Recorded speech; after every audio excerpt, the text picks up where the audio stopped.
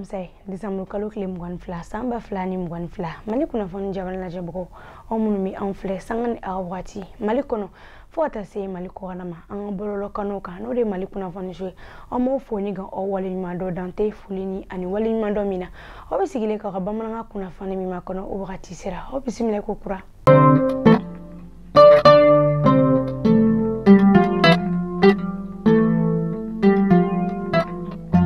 fondamne la sa soroko ta nasira ola femye sefa wari milari keme ani mwanani boyongu mo anga jamana no yeba malibe awde soroka bo na fulbolo ulubulo ni kunafoni ko ni sorola ka bo soroko ministiri ale yerefe aga fola ko ni ko ngoni alaini na kabini novembre kalo klem wan kilin samba fla ani mwani fla ka bo iye moya alela Tegu sa mopti fota se duanza oma nyoro ko fole ngoni nyema olu arajo so koni olu be nywanye na ni wakati na segu mara ukonna kabini tarata temene nyoye koni kunte do aresa ori wala saka uyatel ale tama shario olu sege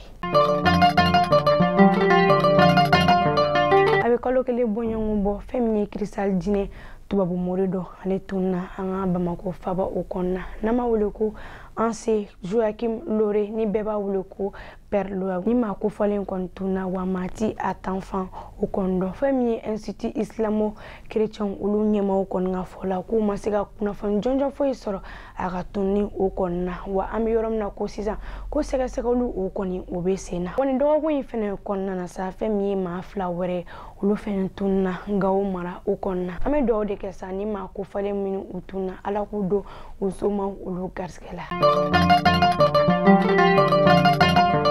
Malikunafoni jaman la jabgo akulu gas kere kere ni kunafoni damanani ama fuku au kame wati were